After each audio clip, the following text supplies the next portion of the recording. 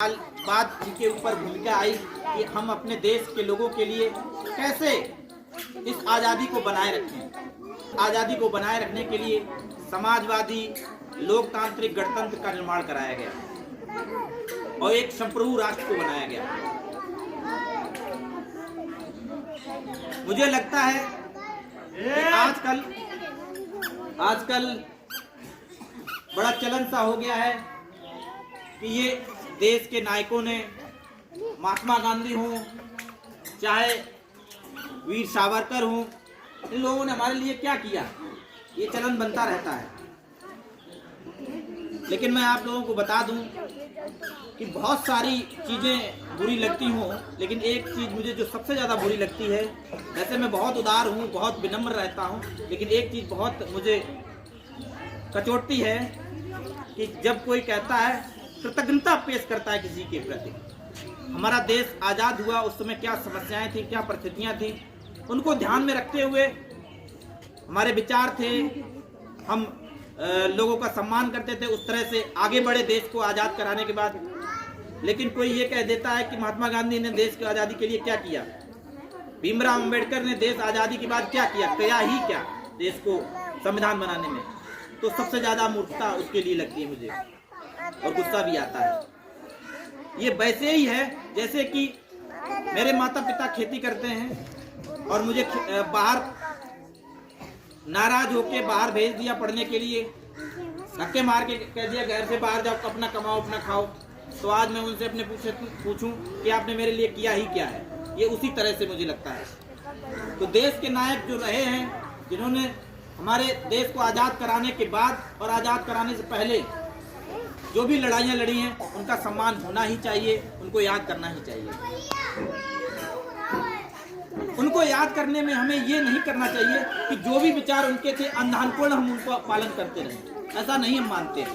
उनकी अच्छी तरह से जो भी विचारों से हमारी विभिन्नताएं हैं, थोड़ी हमारी उनसे वैचारिक मतभेद हैं, तो हम रख सकते हैं, लेकिन उनका सम्मान आज भी है।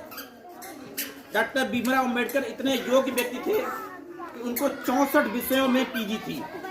आज 2-4 विषयों में पीजी करना भी मुश्किल हो जाता है हमारे लिए, लेकिन 64 विषयों में पीजी थी, 9 भाषाओं के ज्ञाता थे और 32 डिग्रियां थी। इतने बड़े योग्य व्यक्ति थे। कुछ लोग उनके वैचारिक रूप से खूब विरोधी थे, लेकिन उस समय से लेकर आज भी अगर सही सलामत व्यक्ति है, जानकारी रखता है देश के बारे में, तो अंबेडकर नहीं कहता था कोई उसको, अंबेडकर जी कहते थे, जी लगा के संबोधित करते थे। कितने भी विरोधी थे, गांधी जी से उनकी वैचारिक रूप से बहुत विरोधी थे, लेकिन उनका सम्मान गांधी जी भी करते थे और अंबेडकर जी गांधी जी का भी सम्मान करते थे। देश को जिस तरह से होना चाहिए, संविधान को लिखना चाहिए, उसमें भीमराव अंबेडकर का बहुत बड़ा योगदान है। हम उनको इसीलिए याद करते हैं। देश के महान नायकों को याद करने में मैं अगर याद करूं तो गांधी जी की एक चीज सीखने की बहुत अच्छी चीज है। बच्चों ध्यान से सुनो, सीखने की क्या चीज हो सकती है, क्या सीखा जा सकता है। तो एक कहानी से मैं आपको सिखाता हूं। एक संत हुए थे, तो उन्होंने बताया कि भगवान कण में है, सब जगह है, इस लड़के में भी है, इस बकरी में भी है, इस कुत्ते में भी है, सब में भगवान व्याप्त है। तो उनका एक शिष्य था, उसने इस बात को बड़े गहरे से मान लिया, उसका अनुकरण करने के लिए गहरे से मान लिया कि सब में व्याप्त है भगवान। तो एक बार जब जा रहा था तो एक पागल हाथी रास्ते से आ रहा होगा, तो सब लोग कह रहे हट जाओ पागल हाथी आ रहा है। लेकिन उस भक्त को तो ये पता था कि जब भगवान सब में है तो ये हाथी में भी भगवान होगा, और भगवान कभी किसी का बुरा नहीं करते हैं। तो वो उसी रास्ते पे जाने लगा, लेकिन सब लोग भगा रहे थे कि हट जाओ, हाथी पागल है, हट जाओ। लेकिन वो सीधे ऐसे जा रहा था, तो हाथी रास्ते में आया, तो हाथी क्या करा, अगर पागल है तो वो फेंक देगा, हड्डी पसली एक हो गई, फेंक दिया। वो शिष्य बड़ा नाराज अपने गुरु से गया और कहा जाके, अरे गुरुजी आपने क्या कह दिया, हमको बता दिया कि सब में भगवान है, उस हाथी में तो था ही नहीं, उसने तो हमें तोड़ दिया, बिल्कुल फेंक दिया दूर। तो गुरुजी ने बड़े विनम्र होकर कहा कि तुमने ध्यान से देखा नहीं, कि वो हाथी में भी भगवान नहीं था, उस महावत में भी भगवान था। वो कह रहा था कि हट जाओ पागल हाथी है, हट जाओ बाहर, हट जाओ, तुमने सुना ही नहीं। तो कहने का मतलब है कि हमें सीखना चाहिए, किससे सीखना चाहिए, कैसा सीखना चाहिए। ये सबसे बड़ा टास्क है, सबसे बड़ा कार्य है कि हमें क्या सीखना चाहिए, कहाँ से सीखना चाहिए। अगर उस महावत की बात मान लेते तो क्या हमें चोट लगती? नहीं लगती ना। तो ये गांधी जी बताना चाह रहे हैं कि हमें सीखना कहाँ है, कैसे सीखना है। एक और घटना हम आपको बताते हैं। घटनाओं से सीखने की क्रिया में हम अगर गांधी जी के बारे में सीखते हैं तो एक बार वो अपनी आत्मकथा में लिखते हैं, आत्मकथा में नहीं लिखते हैं, राजनारायण एक जो गांधी हुए हैं, उन्होंने बताया कि जो पठान होते हैं बहुत मजबूत होते हैं, सुडौल होते हैं और बिना डरने वाले होते हैं, डरते नहीं किसी से। तो उन्होंने गांधी जी से अहिंसा सीखी। अहिंसा का रूप में बताऊंगा, गांधी जी बहुत सारी चीजों में हम बुराई करने के लिए तैयार हैं गांधी जी के, लेकिन अहिंसा का जो उन्होंने हथियार बनाया देश को आजाद करने को, अहिंसा जो अपनाई, पवित्र अहिंसा मनाई, उसका बहुत सरोकार करता हूं मैं।